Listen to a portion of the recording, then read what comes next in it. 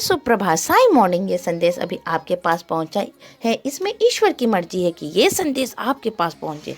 इस संदेश के माध्यम से साईं आपसे कहना चाहते हैं कि मेरे प्यारे बच्चे, तुम अगर जीवन में किसी परीक्षा में विफल हो गए हो, किसी परीक्षा में तुम हार गए हो, असफलता मिली है, इसका ये मतलब नहीं है कि तुम बार बार असफल होगे। इसका ये मतलब है कि तुम उस असफलता से, उस हार से तुम क्या सीख रहे हो। तुम्हें और कोशिश करनी है उन क्षेत्रों में, उस जगह पर कि जिसके वजह से तुम्हें ये असफलता मिली है। ये एक सीख के लिए होता है जीवन में। अगर तुम्हें किसी कार्य में, किसी परीक्षा में असफलता मिलता है, इसका मतलब ये है कि तुम और जोश और उम्मीद के साथ फिर आगे बढ़ने के लिए तैयार हो रहे हो, ऐसी जोर से कि एक ही बार में तुम उस लक्ष्य को भेद दोगे।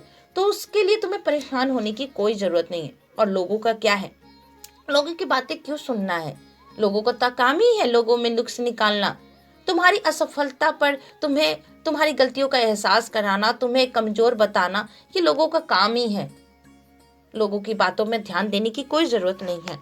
लोग तो सफल लोगों के भी बारे में नुक्स निकालते हैं, उनकी कमियां निकालती हैं, और तुम तो असफल हुए हैं। तो लोगों की बातों पर ध्यान देना छोड़ दो। तुम अपने उस परीक्षा के ऊपर ध्यान दो, उस कार्य के ऊपर ध्यान दो, और देखो कहाँ कहाँ कमी हुई है।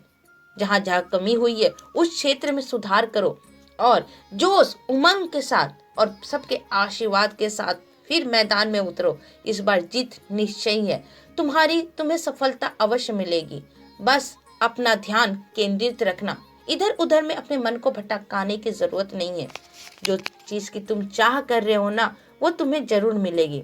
बस अपने ध्यान पर, अपने लक्ष्य पर ध्यान रखना। मेरा आशीर्वाद तुम्हारे साथ है। खुश रहो, सबका मालिक।